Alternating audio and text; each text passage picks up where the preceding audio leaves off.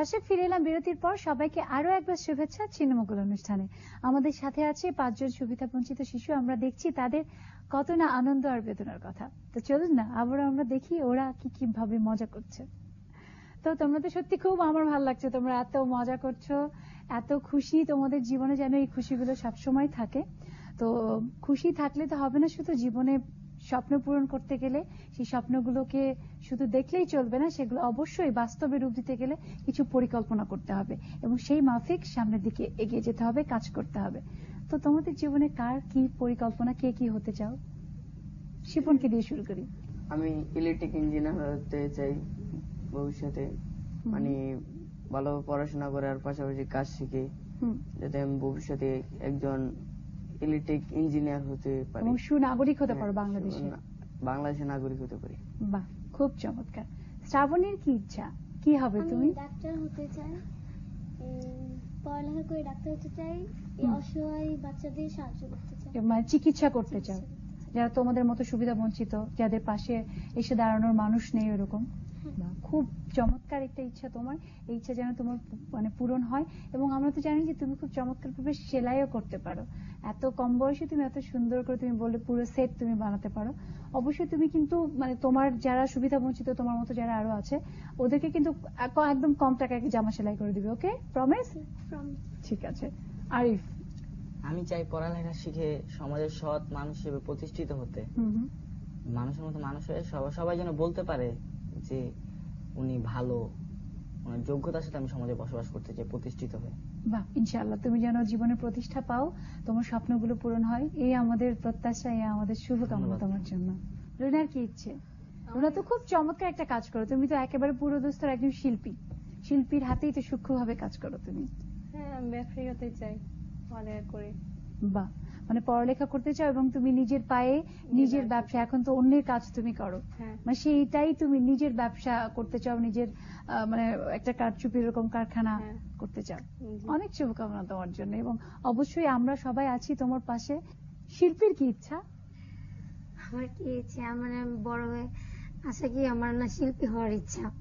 শিল্পী হতে চাই, শিল্পী হওয়ার ইচ্ছা। তোমার যে মিষ্টি গলা, তুমি কিন্তু শিখলে অবশ্যই ভালো গান করবে।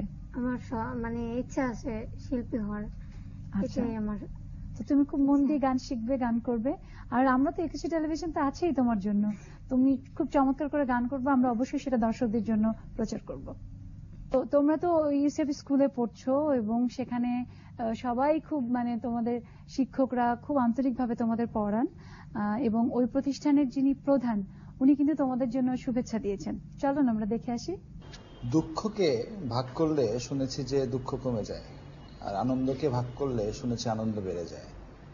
ইটিভির এই ছিন্নমুকুল কার্যক্রম থেকে আমার মনে হচ্ছে আনন্দকে বাড়িয়ে দেওয়ার একটি কার্যক্রম।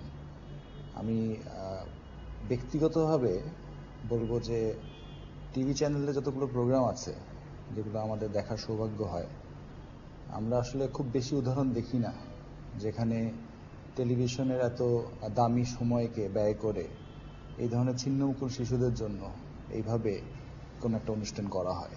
সেজন্য আমি ব্যক্তিগতভাবে ইটিভিকে, বিশেষ করে ইটিভির চেয়ারম্যান জনাব আব্দুল সালামকে অভিনন্দন জানাই যে এই ধরনের অতি প্রয়োজনীয় একটি বিষয়ে তারা যে তাদের সম্পদকে বিনিয়োগ করছেন।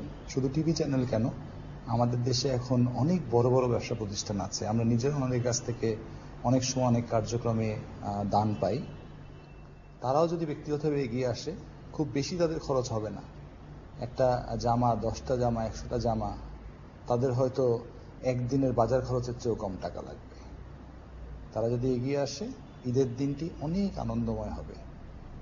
আমরা সুন্দর পোশাক পরে সকালে বের হয়ে পথে যদি দেখি একজন শিশু খালি গায়ে সকালে কিছু না খেয়ে দাঁড়িয়ে আছে, এই আনন্দ নিয়ে আমরা কিভাবে বাসায় ফিরে যাব?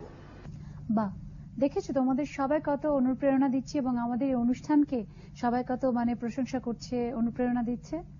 আমাদের তো ভীষণ ভালো লাগছে। কিন্তু জানো, এই অনুষ্ঠানটার পেছনে যিনি আমাদের সাহস জুগিয়েছেন, আমাদের পথ দেখিয়েছেন এবং এই অনুষ্ঠানটার পরিকল্পনা করেছেন, তিনি হচ্ছেন আমাদের একুশে টেলিভিশনের শ্রদ্ধেয় চেয়ারম্যান স্যার।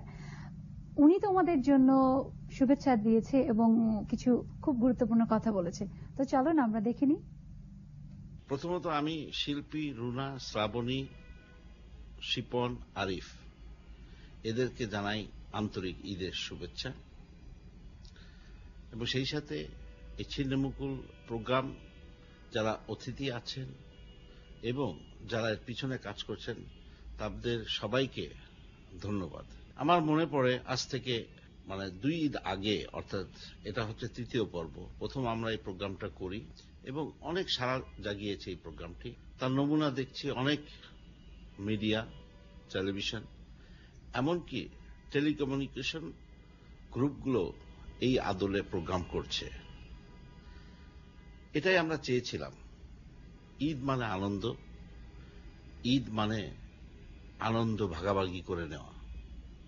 বিশেষ করে ঈদটা হচ্ছে বাচ্চাদের জন্য। তোমাদের কাছে আমার একটাই অনুরোধ থাকবে, তোমরা যে যেখানে আছো লেখাপড়াটা শিখবা এবং তোমরা স্বপ্ন দেখবা অনেক বড় হওয়ার, এবং সেই সাথে স্বপ্নের সাথে সাথে যদি কাজ করো একদিন তোমরা তোমাদের লক্ষ্যে পৌঁছতে পারবাই।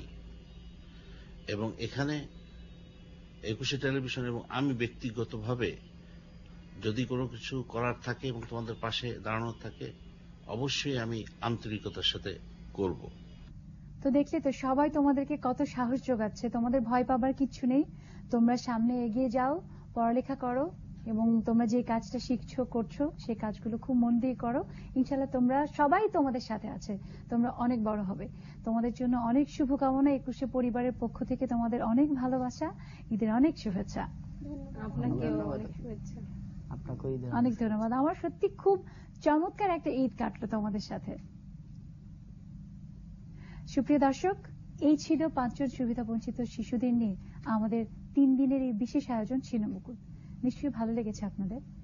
ভালো লাগার থেকেও সব থেকে আগে যে কথাটি বলতে চাই, এই অনুষ্ঠানটি দেখে যদি একটিবারের জন্য মনে হয় যে হ্যাঁ, সুবিধা বঞ্চিত শিশুরা আমাদের সমাজের একটা অংশ, তাদের পাশে এসে দাঁড়ানো উচিত, তাহলেই আমাদের সার্থকতা।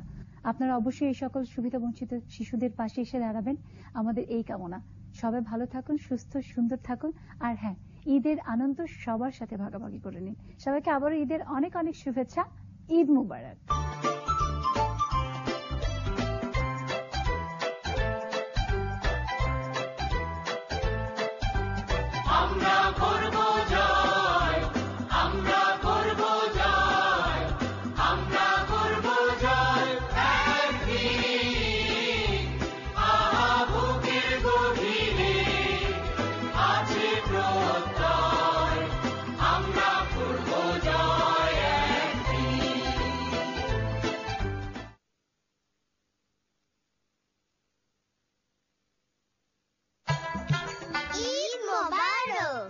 একুশে টেলিভিশনের সকল দর্শক, শুভানুধ্যায়ী, বিজ্ঞাপনদাতা ও কেবল অপারেটরদের